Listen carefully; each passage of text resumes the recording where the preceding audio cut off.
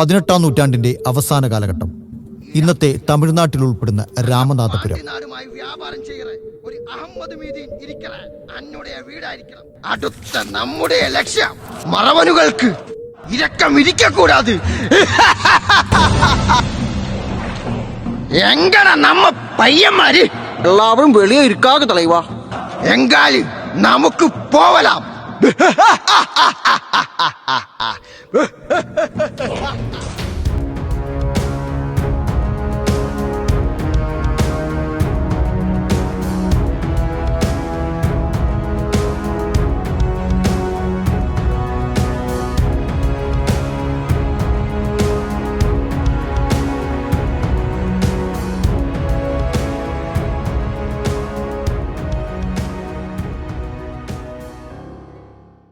പതിനെട്ടാം നൂറ്റാണ്ടിന്റെ മധ്യകാലം.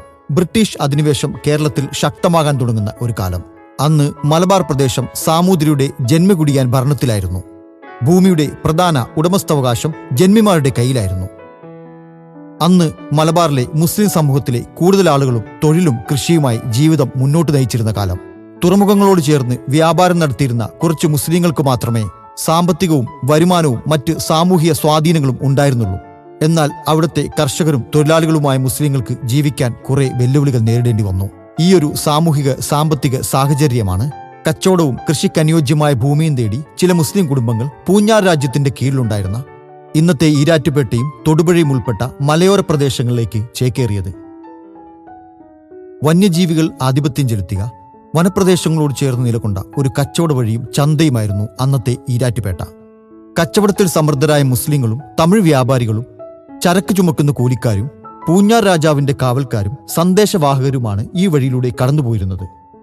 അന്ന് ഈരാറ്റുപേട്ടയിൽ 40 മുതൽ 50ഓളം വരുന്ന വീടുകൾ മാത്രമേ ഉണ്ടായിരുന്നുള്ളൂ. അതിൽ പകുതിയോളം വീടുകൾ കച്ചവടക്കാർ അവരുടെ കച്ചവട ആവശ്യത്തിനായി തമ്പടിക്കുന്ന വീടുകളായിരുന്നു.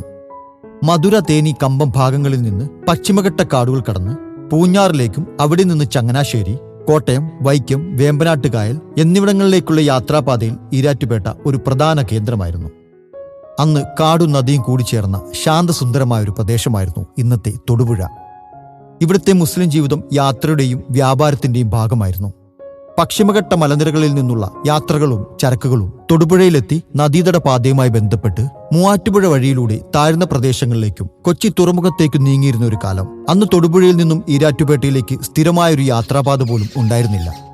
നിത്യഹരിതവും അർദ്ധനിത്യഹരിതവുമായ കാടുകൾ, കാട്ടുവള്ളികളും വൻമരങ്ങളും വന്യജീവികളും ഈ മണ്ണിനെ തങ്ങളുടെ സ്വാഭാവിക വാസസ്ഥലമാക്കി ജീവിച്ചിരുന്ന ഒരു കാലം.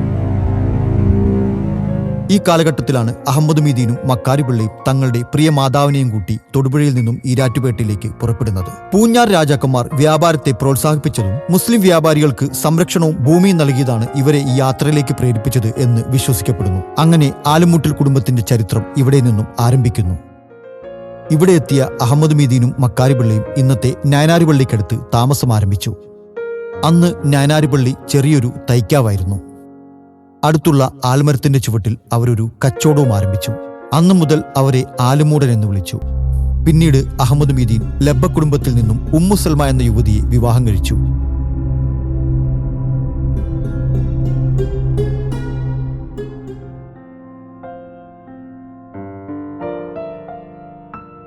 കുറച്ചു നാളുകൾക്ക് ശേഷം അനുജനായ മക്കാരിപിള്ള തൊടുപുഴയിലേക്ക് തന്നെ മടങ്ങുകയും അവിടെ നിന്നും വിവാഹം കഴിച്ചതിനു ശേഷം ഈരാറ്റുപേട്ടയിലേക്ക് തന്നെ തിരിച്ചു വരികയും ചെയ്തു.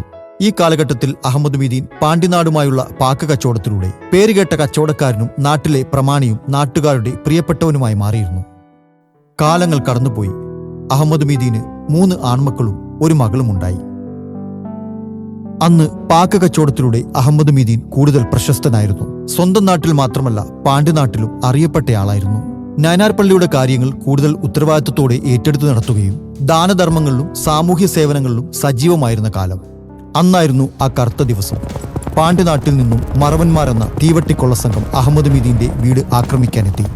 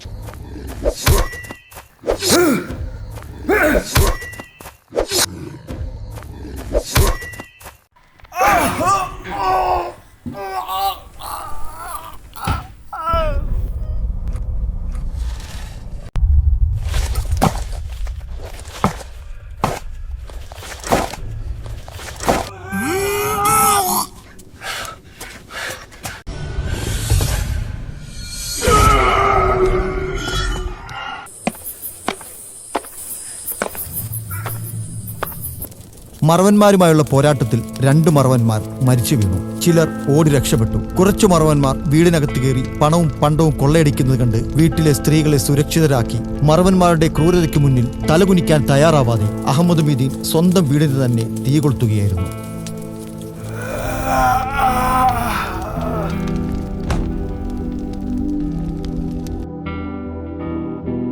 അഹമ്മദ് മീദീന് കുറെ നഷ്ടങ്ങൾ സംഭവിച്ചു. പിന്നീടുള്ള കാലം കഷ്ടപ്പാടിൻ്റെതായിരുന്നു. അതേ കാലത്ത് അനുജനായ മക്കാരിപിള്ള കൃഷിയിലൂടെയും കച്ചവടത്തിലൂടെയും സമ്പന്നനായി മാറിയിരുന്നു. മക്കാരിപിള്ളയ്ക്ക് 3 ആൺമക്കളുണ്ടായിരുന്നു. അനുജനായ മക്കാരിപിള്ളയുടെ സഹായത്തോടുകൂടി അഹമ്മദ് മീദീൻ വീണ്ടും കച്ചവടത്തിലേക്കിറങ്ങി. നഷ്ടങ്ങൾ മറികടന്ന് അവർ വീണ്ടും സമ്പന്നരായി. സാമൂഹിക സേവനങ്ങളിൽ വീണ്ടും അവർ സജീവമായി. അങ്ങനെ കാലങ്ങൾ കടന്നുപോയി. ആലുമൂട്ടിൽ കുടുംബത്തിലെ മൂത്ത ഉപ്പപ്പായ അഹമ്മദ് മീദീൻ 90-ാമത്തെ വയസ്സിൽ ഇഹലോഹവാസം വെടിഞ്ഞു. അപ്പോഴേക്കും ഈരാറ്റുപേട്ടയിൽ ആലുമൂട്ടിൽ കുടുംബത്തിന്റെ പുതിയ ശാഖകൾ വിരിയാൻ തുടങ്ങിയിരുന്നു. അഹമ്മദ് മീദീന്റെ മൂത്ത മകനായ മീദീൻ അഹമ്മദിന് 4 ആൺമക്കളായിരുന്നു. ഒന്നാമൻ കുഞ്ഞുമൊയ്തീൻ ഇഞ്ചക്കാട്ട് എന്ന വീട്ടുപേരിൽ അറിയപ്പെട്ടു. രണ്ടാമൻ സാധുകുട്ടി പുതുപ്പറം എന്ന വീട്ടുപേരിട്ടു. മൂന്നാമൻ പരിയുണ്ണി വായ്പൂരം എന്ന വീട്ടുപേരിട്ടു. 4-ാമൻ പക്കീർ അഹമ്മദ് കാടാപുരം എന്ന വീട്ടുപേരിൽ അറിയപ്പെട്ടു. അഹമ്മദ് മീദീന്റെ 2-ാമത്തെ മകനായ മീദീൻ സെയ്ദ് മുഹമ്മദിനും 4 ആൺമക്കളായിരുന്നു. ഒന്നാമൻ മക്കാരിപിള്ള ആലുന്തറ എന്ന വീട്ടുപേരിൽ അറിയപ്പെട്ടു. രണ്ടാമൻ ബാപ്പൂട്ടി അമ്പഴത്തിനാൽ എന്ന വീട്ടുപേരിൽ അറിയപ്പെട്ടു. മൂന്നാമൻ സാധുകുട്ടി പുത്തമ്പറമ്പൻ എന്നും 4-ാമൻ പരീദ് കാട്ടാമല എന്ന പേരിലും അറിയപ്പെട്ടു. അഹമ്മദ് മീദീന്റെ 3-ാമത്തെ മകനായ മീദീൻ അന്തുക്കാപ്പിള്ളയ്ക്ക് 2 ആൺമക്കളായിരുന്നു. ഒന്നാമൻ കൊച്ചുണ്ണി ഓലിക്കാവ് എന്ന വീട്ടുപേരിൽ അറിയപ്പെട്ടു. രണ്ടാമൻ മുഹമ്മദ് കുഞ്ഞ് കുന്നപ്പള്ളിയിൽ എന്ന വീട്ടുപേരിലും അറിയപ്പെട്ടു. അഹമ്മദ് മീദീന്റെ അനുജനായ മക്കാരിപിള്ളയുടെ 3 ആൺമക്കളിൽ മൂത്തയാൾ കാടാപുരത്ത് ഉപ്പപ്പ എന്നാണ് അറിയപ്പെട്ടിരുന്നത്. ഇദ്ദേഹം മകനോടൊപ്പം എരിമേലിയിലേക്ക് താമസം മാറ്റിയതായി രേഖകളിലുണ്ട്. എന്നാൽ അതിനുശേഷമുള്ള അവരുടെ ജീവിതത്തെക്കുറിച്ച് ചരിത്രം മൗനം പാലിക്കുന്നു. മക്കാരിപിള്ളയുടെ 2-ാമത്തെ മകനായ പക്കീർ അഹമ്മദിന് 3 ആൺമക്കളായിരുന്നു. അതിൽ ഒന്നാമനായ മുഹമ്മദ് കുട്ടിയും 2-ാമനായ ഹസൻ കുഞ്ഞും മടത്തിൽ എന്ന വീട്ടുപേരിൽ അറിയപ്പെട്ടു. 3-ാമതായ പരീദ് മുരിക്കോലിൽ എന്ന വീട്ടുപേരിട്ടു. മക്കാരിപിള്ളയുടെ 3-ാമത്തെ മകനായ അബ്ദുൽ ഖാദറിന് 4 ആൺമക്കളായിരുന്നു. 4 ആൺമക്കളും കരോട്ട് വീട്ടിൽ എന്ന വീട്ടുപേര് സ്വീകരിച്ചു. ഇപ്പോൾ നമ്മൾ കണ്ടത് അഹമ്മദ് മീദീന്റെയും മക്കാരിപിള്ളയുടെയും 3-ാം തലമുറയാണ്. ഇന്ന് അവരുടെ വംശപരമ്പര 9-ാം തലമുറ വരെ എത്തി നിൽക്കുന്നു. 275 വർഷങ്ങൾക്ക് മുൻപ് ഒരു ആലിന്റെ ചുവട്ടിൽ വേരൂന്നിയ ഒരു കുടുംബം ഇന്ന് ആയിരക്കണക്കിന് ജീവിതങ്ങളായി, 100 കണക്കിന് കുടുംബങ്ങളായി. നമ്മളിവിടെ സ്ഥിരതാമസക്കാരല്ല. വലിയവനെന്നോ ചെറിയവനെന്നോ ഇല്ല. മുൻ തലമുറയെ ഓർക്കുക, ബന്ധങ്ങളെ ചേർത്ത് പിടിക്കുക. അതാണ് ഒരു കുടുംബത്തിന്റെ യഥാർത്ഥ സമ്പത്ത്.